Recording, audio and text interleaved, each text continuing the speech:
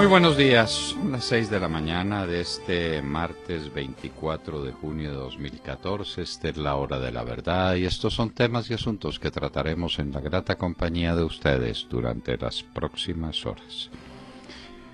Hoy Colombia se paraliza de nuevo por el juego con Japón en la Copa Mundo. Esperamos que no haya excesos, que no tengamos accidentes, que no tengamos muertos que lamentar, heridos que curar. La alegría bien puede venir de la mano sin el exceso del licor y mucho menos sin la violencia. El viernes pasado estalló lo que llaman un petardo, que es una bomba que pusieron en Bogotá, en Lourdes. Obviamente son las FARC. Y obviamente nadie menciona el tema porque a los amigos de Santos en las FARC no se les pasan las cuentas. Es una advertencia. ¿Vendrá otra vez la violencia sobre Bogotá? Se habían calmado después de la bomba que le costó la vida a mis escoltas y de la que salí ileso milagrosamente. Habían estado parcos en las bombas. Vuelven las bombas a Bogotá. Y a propósito de FARC, porque tiene mucha conexión con lo que estamos hablando, el martes de la semana pasada se produjo el primer conejo del presidente Santos a sus programas y a sus declaraciones y a toda su cantilena y a toda su verborrea de campaña. Se hundió por la mayoría santista en el Senado de la República el proyecto que revivía las horas extras y las horas nocturnas que se trabajan antes de las 10 de la noche. Era un proyecto de la izquierda. Santos había dicho que eso se reviviría cuando estuviéramos con menos de 2 dígitos de desempleo. Ya eso supuestamente se logró y sin embargo incumplió. Ya nos darán la noticia. El Banco de la República subió las tasas de interés a 4%. Eso significa más revaluación. Y al mismo tiempo dice que comprará más dólares para impedir la revaluación. De manera que por un lado inyecta el proceso revaluacionista en la economía colombiana, quebrando a los industriales, quebrando a los agricultores, quebrando al país entero, pero el que peca y reza empata o trata de empatar comprando más dólares en el mercado. La condena de Ramón Isaza. Ramón Isaza, uno de los llamados paramilitares más visibles del Magdalena Medio, fue condenado a 8 años y eso es prácticamente el tiempo que lleva en la cárcel. Muy pronto saldrá Ramón Isaza de la cárcel. A algunos les parece que hay mucha impunidad, pero es tal vez a los mismos a los que les parezca bien la impunidad total con las FARC.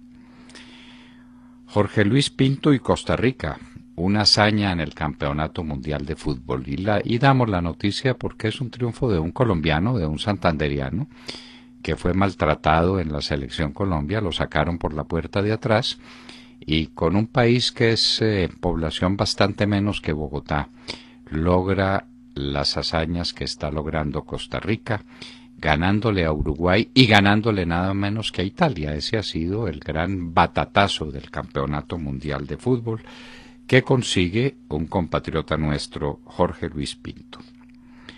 La superpoblación mundial. Habrá una reunión de la ONU muy preocupada para ver cómo vamos a vivir 10.000 millones de personas en el mundo, si es que llegamos para entonces, o cómo vivirán nuestros hijos. Para Colombia es una inmensa oportunidad, pero todas las oportunidades están perdidas. El país se nos está desintegrando. Hoy hay 2 crónicas dramáticas sobre lo que está pasando con Colombia y cómo las FARC son las dueñas de este país. El primero es un informe sobre la destrucción de los ríos en el departamento del Chocó. Están acabando con una de las grandes reservas de la humanidad, pero no, el doctor de la calle que converse con ellos allá en La Habana, y el ejército que no haga nada, por unas dragas que son demasiado visibles y que bien se pudiera hacer todo lo necesario para impedir ese saqueo de los ríos. Pero aquí no hay gobierno, aquí no hay ejército que combata, el ejército no quiere combatir porque lo meten a la cárcel, porque lo están persiguiendo, porque está completamente desanimado en el cumplimiento de sus tareas y porque no tiene comandante.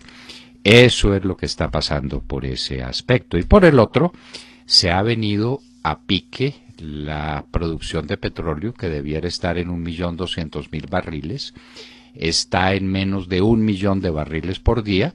Eso cuesta la friolera de 25 millones de dólares por día. Eso son casi 1.000 millones de dólares al mes, eso pueden ser 10.000 millones de dólares al año mal contado, lo que se está perdiendo por obra de las FARC y por obra del ELN. Lo que no sucedía cuando terminaba el gobierno de Álvaro Uribe Vélez. Eso no sucedía. El tema de la fecundación de seres humanos, de óvulos para la ciencia. Es decir, los fecundan, pero eso no da lugar a una vida, sino que da lugar a un elemento para que la ciencia lo utilice, para que se entretenga con ella. Con la vida humana no se puede jugar. Lo mismo podría pasar con un ser vivo que estuviera más avanzado en el proceso de su gestación o con un ser vivo que ya hubiera nacido. La Procuraduría tiene toda la razón en ese combate. Hay razones para temer por la paz, camiones incendiados en Boyacá. La franquicia del ELN parece que en la ruta de Yopal a Casanare están llenando de pinturas alusivas al ELN y repartiendo literatura sobre sus 50 años de existencia. El caso de nuestro embajador en Venezuela, Luis Eladio Pérez, así paga el diablo a quien bien le sirve. Bien cercano y bien amigo de Venezuela, lo nombraron embajador en Venezuela y ahora Diosdado Cabello dice que Luis Eladio Pérez se reúne con la oposición y lo puso prácticamente en la picota pública. Y entonces, ¿con quiénes deben reunirse los embajadores en los distintos países? Tendríamos que, por ejemplo, en Colombia, los embajadores no se podrían reunir con gente de la mitad del país, que somos los que votamos por Oscar Iván Zuluaga y los que estamos en la oposición a este desgobierno de Santos. Erika Olivera Vega, casi una niña, 21 años de edad, patrullera de la policía, dio su vida por el cumplimiento de su deber, por el amor a la patria, por el amor a la policía. Con su sacrificio se rescató a un secuestrado, una persona a quien no conocía. Ese es el heroísmo pleno y perfecto, dar la vida por alguien que no se conoce. Esta niña pasará a la historia del heroísmo nacional. Erika Olivera Vega. ¿Cuántos policías dan su vida en similares circunstancias? Una niña de 5 años cayó en una mina puesta por los héroes de la paz. La niñita quedó destrozada y eso pasa continuamente, eso pasa todos los días. Sigan con las conversaciones que van muy bien.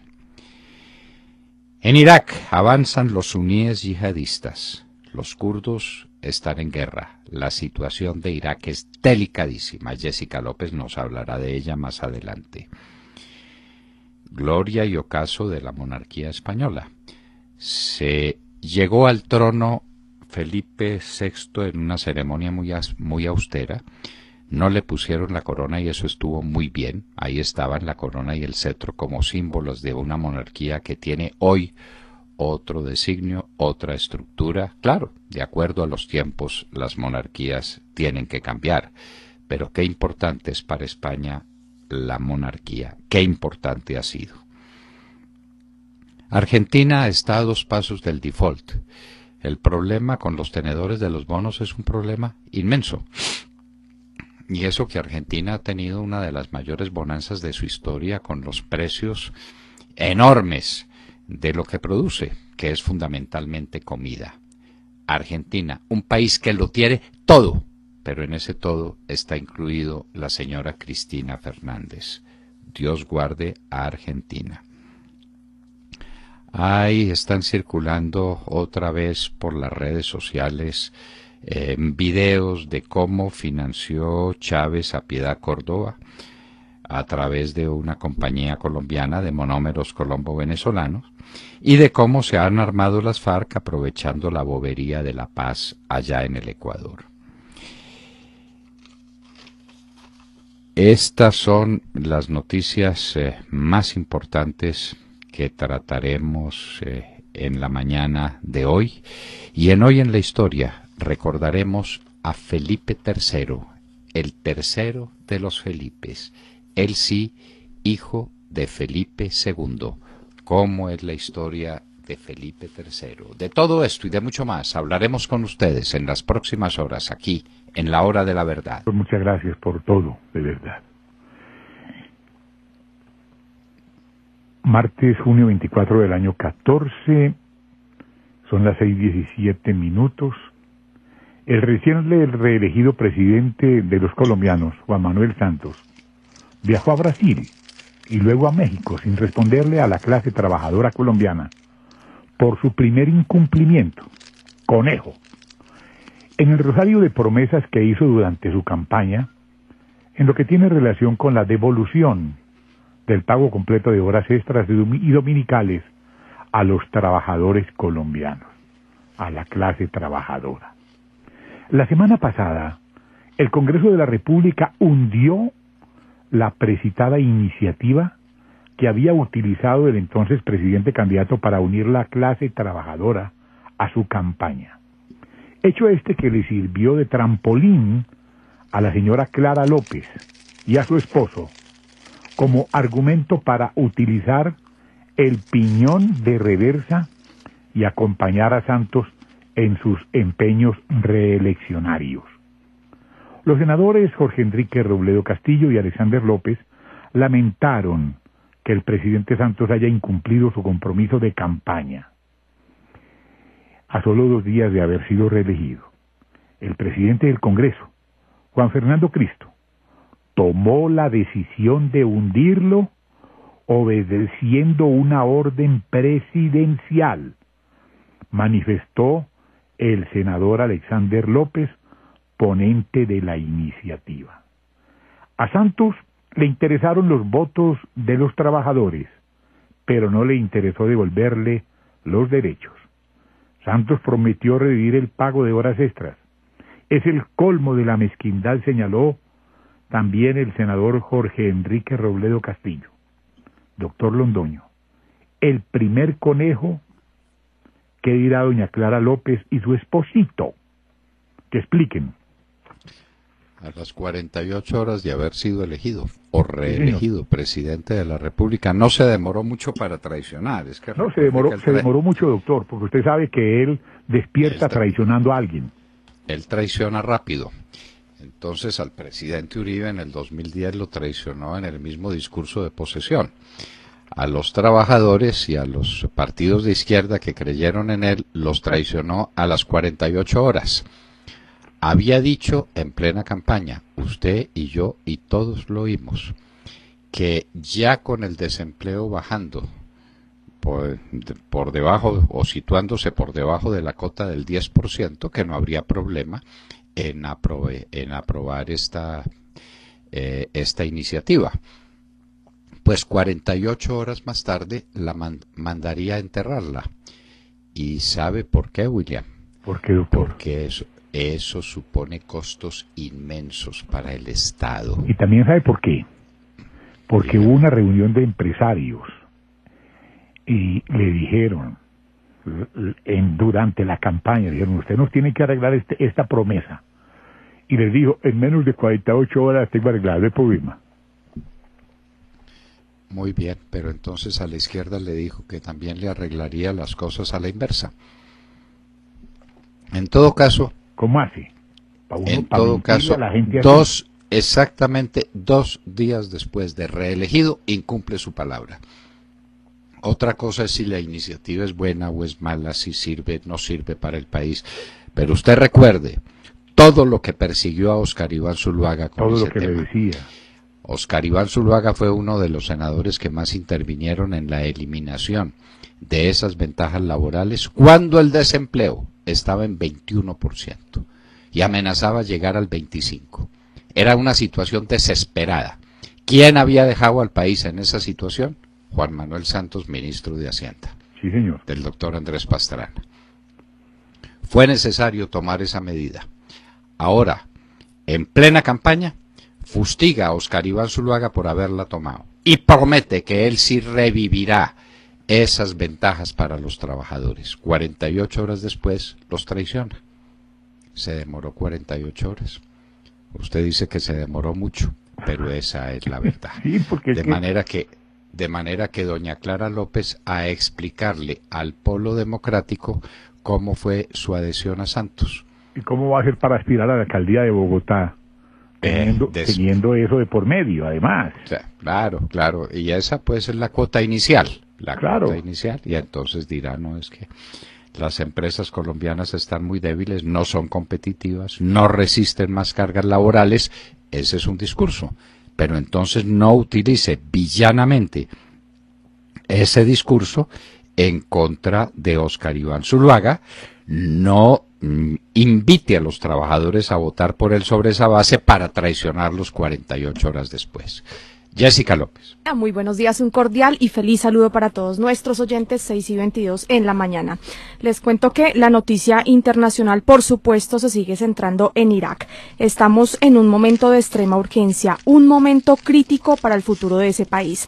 Esta es la idea central que sacamos hoy martes 24 de junio, luego de darle una revisadita a los comunicados oficiales que emiten en este preciso momento varios gobiernos europeos y, por supuesto, también de Medio Oriente.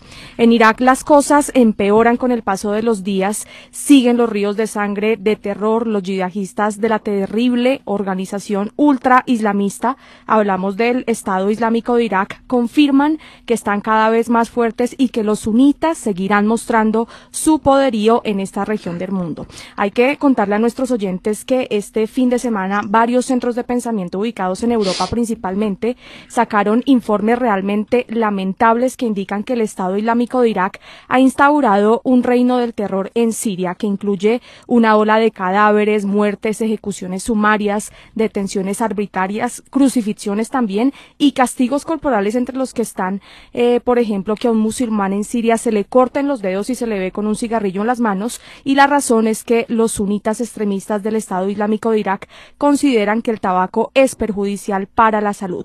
Este grupo del que les hablo es el que atemoriza desde hace 2 semanas a Irak, el país que se tiene que ver sumido en esta terrible violencia y crisis, porque entre otras cosas lo que nos informan en este momento los diarios iraquíes es que estos sunitas ya tomaron 3 localidades de la provincia de Anbar. La otra cosa que tengo por decirles es que en Nueva York la ONU confirma que entre el 5 y el 22 de este mes, del mes en curso de junio, han muerto 757 personas en Irak, y esta cifra, por supuesto, va a subir de manera considerable por cuenta de los asesinatos entre sunitas y chiitas que están teniendo lugar en este preciso momento. En Irak, finalizo contándoles que Estados Unidos, a través del señor John Kerry, quien es el secretario de Estado de ese país y que estuvo en la capital iraquí este pasado fin de semana, dijo que la administración Obama no es la responsable de la situación actual de Irak, ni pretende elegir un líder para ese país.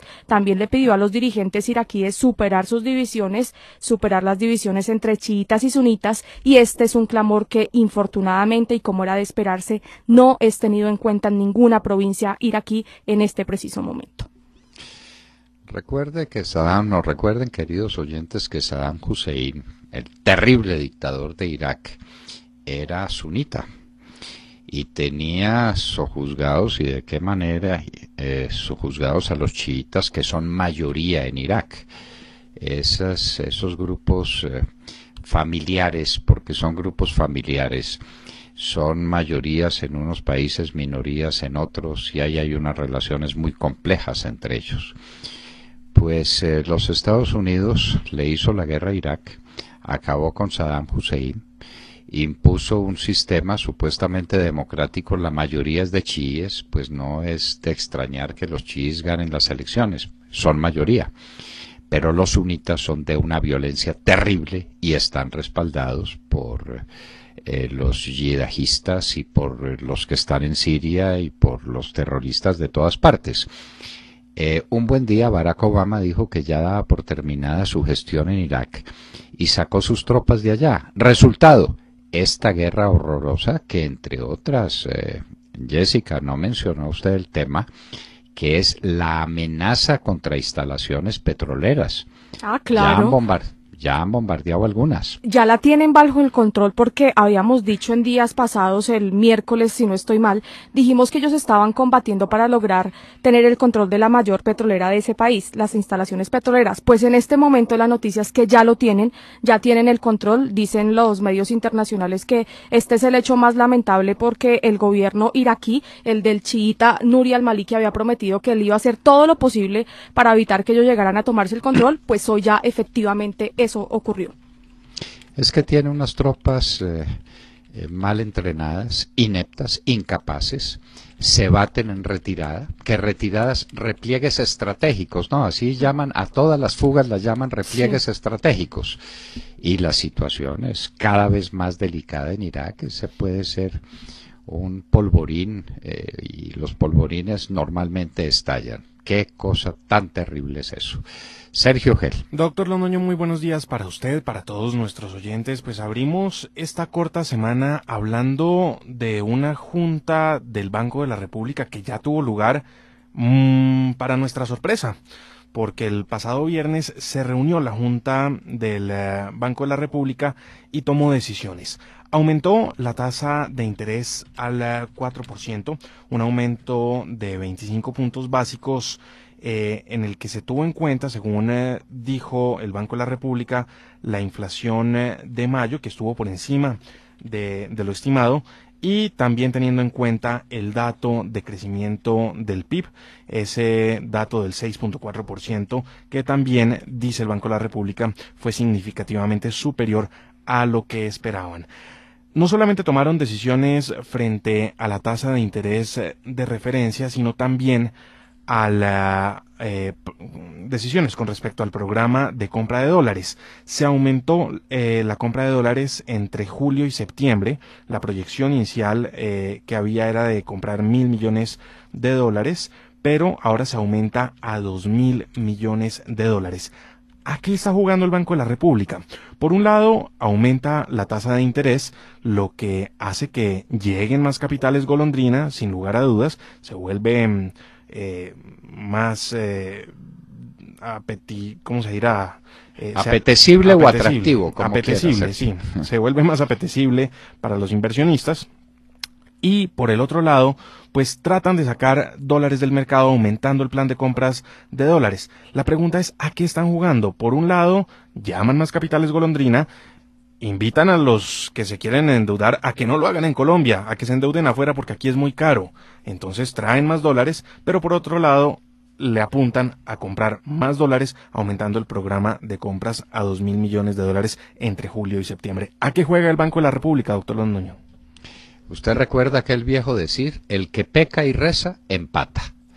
Entonces el Banco de la República trata de quedar empatado. Sí. Lo cierto es que la tasa de cambio es insostenible para los productores colombianos. Con esa tasa de cambio, ni los cafeteros, ni los bananeros, ni los algodoneros, ni los confeccionistas, ni nadie es capaz de competir. Nadie. Este es un país que va a la ruina de la mano de las groseras intervenciones del Banco de la República en el mercado. Subir las tasas de interés en este momento es un suicidio. Y dice, es que el sorpresivo aumento del PIB, pero ¿cómo no va a ser sorpresivo si el presidente de la Junta, que es el ministro de Hacienda, se dedica a girar cheques para pagar toda la mermelada? Y esos son billones de pesos, los billones de pesos de la mermelada. La reelección del presidente Santos nos está costando, entre otras cosas, la ruina del país. Bueno, y pongámosle a esto una tonalidad grata y hablemos de fútbol. Tata Castro. Hola, muy buenos días a todos. Sí, hablemos de fútbol, porque pasó el fin de semana largo y sucedieron muchas cosas. Entre ellas, Brasil y México del Grupo A y Holanda y Chile del Grupo B son los primeros clasificados a octavos de final que ya conocen a sus rivales. Brasil, que goleó 4-1 a Camerún, clasificó de primero en el Grupo A, se enfrentará a Chile, segundo del Grupo B. Y Holanda, que venció 2-0 a Chile, clasificó de primero del Grupo B y se enfrentará a México, segundo del Grupo A. Esa es la primera noticia que les tengo, pero para mí, de lo que hay que hablar es de lo que está haciendo Jorge Luis Pinto con su selección Costa Rica en este Mundial de Brasil, porque pasó el fin de semana y definitivamente hay que resaltar la sorpresa que se dio el pasado viernes 20 de junio. Costa Rica le ganó a Italia 1-0. Son líderes del Grupo D, donde Inglaterra quedó eliminado y Uruguay se enfrentará a Italia hoy a las 11 de la mañana para definir quién pasa a octavos de final. Costa Rica es la selección revelación del Mundial y manejada por un colombiano, Jorge Luis Pinto. 2 partidos jugados, 2 ganados y ya clasificados a octavos de final. Debutaron con triunfo 3-1 Uruguay y luego le ganaron a Italia 1-0. Les recuerdo, Costa Rica hace parte del llamado Grupo de la Muerte, único con 3 campeones del mundo, Uruguay, Italia e Inglaterra. El grupo más difícil del Mundial. Pero oigan esto, si Colombia confirma su liderato y Costa Rica pierde ante Inglaterra hoy y termina en el segundo lugar del Grupo D, detrás del ganador de Uruguay e Italia, nos enfrentaremos a Costa Rica en octavos de final. ¿Y saben dónde? En el Maracaná el próximo sábado. ¿Cómo les parece? Bueno, esas son las vueltas que da la vida. Pinto enfrentaba a Colombia, Pinto que salió de la selección Colombia por la puerta de atrás. Recuerde usted pues lo que fue aquella cosa tan desabrida. A Pinto lo sacaron a las patadas de la selección Colombia. Hoy de ese grupo no había sino un descarte, Tata. El descarte era Costa Rica. Claro. 3 campeones del mundo enfrentados a un paisito centroamericano, pues obviamente comida ligera. Entonces la pregunta era saber qué pasaba entre Italia, Uruguay e Inglaterra. Y resulta que Costa Rica le gana a Uruguay primero, toque de llamada, emergencia, ¿qué está sucediendo? Y después le gana a Italia. Y hoy se enfrenta con Inglaterra. ¿Es hoy el partido con Inglaterra o es mañana? Sí, señor, es hoy a las 11 de la mañana. Inglaterra eliminada. Cuando juegan por otro lado Italia y Uruguay. Es un partido a muerte porque ahí se juegan la clasificación los dos. Y todos sabemos que Uruguay acostumbra a clasificar así, ¿no? Sí, siempre las clasificaciones de Uruguay son dramáticas. Alejandro Ramírez. Buenos días a los oyentes de la Hora de la Verdad. La guerrilla le pasa la factura a la producción petrolera del país y como consecuencia de su actuar violento, deja un pasivo ambiental irreparable. La semana pasada, el Ministerio de Hacienda estimó, en la publicación del marco fiscal de mediano plazo, que este año espera un nivel de 981.000 barriles por día, esto es, 114.000 barriles diarios menos de lo que había calculado hace un año, lo que dejó profundas preocupaciones en el gobierno. Alejandro Martínez, presidente de la Asociación Colombiana de Petróleos, dice que la preocupación del Ejecutivo es mayor, porque en el Plan Nacional de Desarrollo que se proyectó en el año 2010, dijo que para el 2014 el nivel de extracción de crudo estaría en 1.200.000 barriles por día, lo que eleva el desfase actual a 219.000 barriles diarios. La consecuencia de este desfase es un desajuste en las cuentas estatales por el descuadre en la renta petrolera, que se recibe vía impuestos, regalías y dividendos de Ecopetrol. Hasta el viernes 20 de junio, cuando la guerrilla explotó el oleoducto Caño Limón-Coveñas, en zona rural del municipio de El Tarra, norte de Santander, se contabilizan 19 voladuras de oleoductos este año. Estas voladuras de oleoductos causan impactos ambientales irreparables, la quemadura de bosques y la contaminación de fuentes de agua. La contaminación de las fuentes de agua es otro de los pasivos de las acciones violentas de la guerrilla, quienes con la minería ilegal no solo socavan los cauces fluviales, sino que dejan unas trazas de mercurio, metal altamente tóxico empleado en la extracción artesanal de oro en las fuentes de agua. Doctor Londoño, esas trazas de mercurio son abundantes en los ríos Atrato, Caquetá, Inírida y Amazonas, cuyos pobladores han tenido problemas de malformaciones por cuenta del consumo de pescado contaminado con dicho metal. No solamente eso, es que acaban con la vida en los ríos. Los pescados contaminados son una tragedia, pero es que los pescados no sobreviven. Yo estuve alguna vez en Tres Esquinas, pues no hace mucho tiempo, una cosa inmensa, bellísima, es un espectáculo que le llena a uno el corazón de agradecimiento a Dios por haber creado una cosa tan hermosa. Y ahí confluyen tres de los grandes ríos del sur del país, y pregunté por la riqueza pesquera de esa región. Me contestaron, no hay un pescado en este sitio, no lo hay. El narcotráfico arruinó toda la pesca, porque arruinó la vida. Esa es otra de las gracias que le tenemos que reconocer a las FARC. Las FARC están destruyendo la vida, no solamente en el Chocó, sino en todo el país, a través de la minería ilegal. De manera que delicioso, y traigamos esos hombres al Congreso de la República para que hagan patria. Esto pues no pasaba en la época del presidente Uribe. Y esto, ¿quién lo entiende? Es que esas dragas no se pueden esconder. Esas dragas son gigantescas, esas dragas son visibles. ¿Por qué no las destruyen? Porque no hay lo que llaman algunos eufemísticamente voluntad política. No hay valor, no hay de aquello de lo principal, de lo que hablan los mexicanos. Eso no hay en Colombia. Estamos en manos de las FARC. Nos destruyen el petróleo, destruyen nuestros ríos, destruyen nuestra tierra, y a través de la minería también envenenan los ríos. Esa es otra de las gracias que hay que reconocerle a las FARC.